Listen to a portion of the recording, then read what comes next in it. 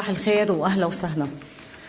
في العام 2008 حلت أزمة المال ضيفاً ثقيلاً على العالم بفعل تداعيات تحولت من مالية ومصرفية إلى اقتصادية، وتسببت بأسوأ ركود لاقتصادات القارات الخمس.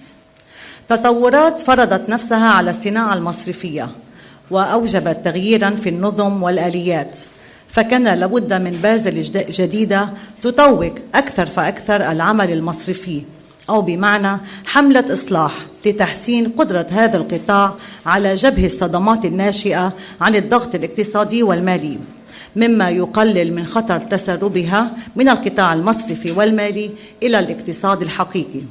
كذلك فرضت الأزمة على لجنة بازل مراجعة معاييرها بعد اكتشاف حلقات ضعيفة في الرقابة والشفافية والإفصاح، والذهاب نحو استثمارات مرتفعة المخاطر من دون مؤونات والدخول في عمليات تسنيد معقدة وغيرها.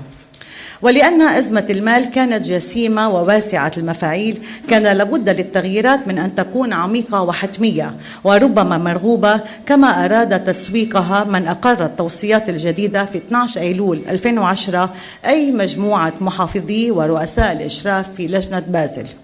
هل جاءت محاولة الإصلاح هذه متأخرة؟ وماذا ستفعل بازل 3؟ في الخارج لابد من ضبط معايير الرقابة والإفصاح ضبطاً لتفلتات قادت العالم نحو انهيارات تاريخية، لكن التوصيات التي ستثقل كاهل المصارف مع رفع الاحتياطي من 2 ل 7%، وهو من أهم المعايير المعتمدة لقياس المتانة المالية للمؤسسات، دفعت بازل إلى منح المصارف مراحل تدريجية تصل إلى العام 2019 لتطبيق النسب المطلوبة. أما في لبنان وهنا بيت القصيد، كيف سنطبق؟ منذ كانون الثاني 2011 بدأت مصارف لبنان تطبيق مبدأ المحاسبة العامة، لتكون بذلك ربما الوحيدة في العالم التي باشرت التطبيق. لكن هل الحاجة إلى تشدد ورقابة أكثر على أداء خرج سالما من أزمة المال وتمكن ليس من تجاوز التداعيات بل الإفادة منها؟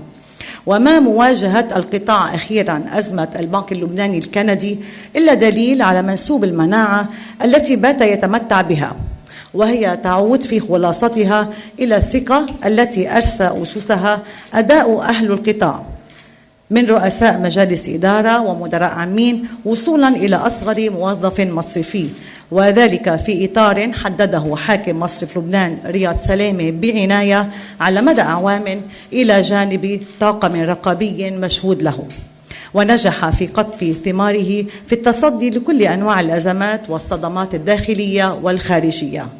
ولهذا يستحق القطاع أن تمدد الولاية الرابعة للحاكم سلامة حفاظاً على مستقبل المصارف وسلامة لبنان. في هذا المؤتمر نسعى اليوم ومع نخبة من الاختصاصيين إلى تقديم مقاربات علمية ومفيدة استناداً إلى تجارب ماضٍ ليس ببعيد وتطلعاً إلى مستقبل نأمل في أن يكون زاهراً ومنتعشاً ونامياً، لأن صحة الاقتصاد من صحة المصارف. وشكراً.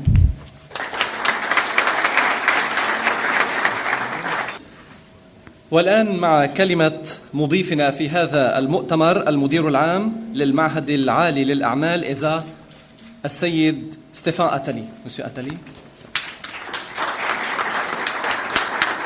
Monsieur le ministre, Monsieur le gouverneur de la Banque du Liban, Monsieur le président de l'Association des banques du Liban, Excellences, Mesdames et Messieurs les présidents, chers étudiants, chers amis, permettez-moi avant tout de vous souhaiter la bienvenue sur le campus de l'ESA, l'École supérieure des affaires.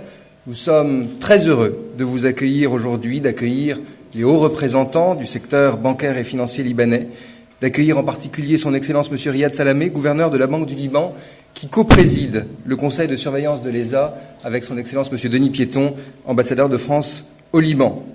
Vous l'avez entendu, les deux hymnes nationaux ce matin sont venus souligner l'une des caractéristiques de l'ESA qui est d'être le fruit d'un partenariat entre la France et le Liban. Et cette année est une année un peu particulière puisque nous fêtons le 15e anniversaire de la création de l'École supérieure des affaires. C'était en 1996, vous vous en souvenez, Monsieur le gouverneur.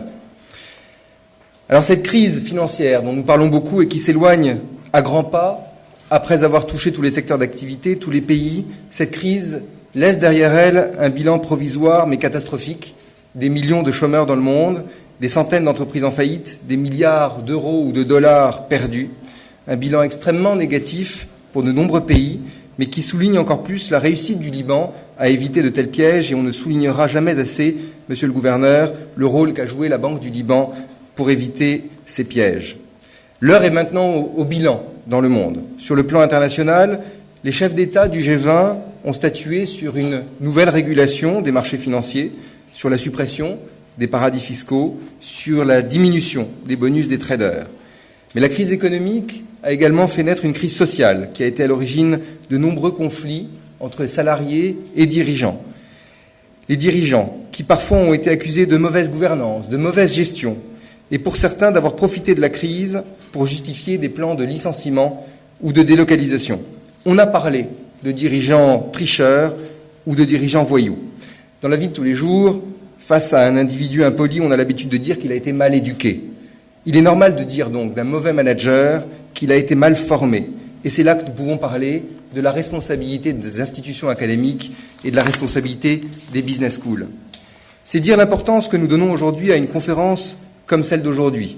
Notre rôle, en tant qu'institution académique, est d'accompagner les régulations qui sont mises en place pour mieux former les hommes et les femmes qui les déterminent et qui vont les appliquer. Ces règles sont le plus souvent regroupées, enseignées dans le cadre de qualifications ou de certificats qui sont délivrés par des organismes professionnels, par des écoles de commerce ou par des universités. L'une de nos missions, en tant que business school ou université, est de soutenir ce processus d'internationalisation. Les programmes sont élaborés afin d'intégrer des règles qui explorent les différentes facettes de la gestion des risques, d'établir des techniques appropriées de contrôle, de mettre en avant les avantages relatifs à l'adoption de ces politiques. À l'issue de leur parcours de formation, les auditeurs, les étudiants se voient décerner un diplôme qui atteste de leurs compétences, qui leur donne accès à des postes à responsabilité, parce que c'est ainsi qu'ils pourront contribuer au développement de l'économie en assurant un environnement financier moins vulnérable. Cette mission de formation, d'enseignement, elle est d'une importance capitale pour le secteur financier, mais elle ne suffit pas pour protéger le secteur de toute crise. En effet, une responsabilité au niveau des actions, au niveau des décisions prises par les banques, au niveau du contrôle assuré par les régulateurs est non négligeable. Dans cet environnement qui évolue à grande vitesse, les situations changent très rapidement et il y a toujours une très forte probabilité de décalage entre les règles adoptées aujourd'hui et les pratiques de demain. Alors une des solutions, c'est une approche proactive. Et c'est la valeur ajoutée que peuvent avoir les institutions académiques, que peuvent avoir les business schools ou les universités, dans leur capacité justement à accompagner les institutions financières dans l'objectif de diffusion, d'apprentissage, d'application des règles, mais aussi dans l'étude de leur évolution. Le rôle des institutions académiques, notre rôle, est en effet de former, bien sûr, au management des affaires, mais aussi de former au management des hommes et des équipes. En temps de crise, les entreprises doivent pouvoir compter sur leurs équipes, sur l'ensemble des hommes et des femmes qui les animent pour pouvoir faire face aux difficultés et à la compétitivité des marchés.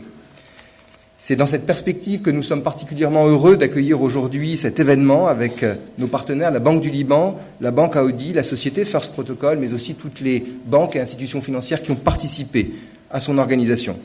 Notre volonté aujourd'hui, elle est d'accompagner, de promouvoir le développement des banques et des institutions libanaises en leur permettant de s'appuyer sur des hommes et des femmes bien formés. Car telle est la mission de l'ESA, celle qui lui a été confiée à sa création il y a maintenant 15 ans, être un véritable pôle de rayonnement académique régional au service des femmes et des hommes qui travaillent au Liban, au service des institutions implantées au Liban ou dans l'ensemble de la région. C'est ainsi que se concrétise la contribution de l'ESA à la société libanaise, à son développement général, par des actions ambitieuses et par une participation accrue à toutes les initiatives des acteurs de la vie économique. Je vous remercie et je vous souhaite une très bonne journée.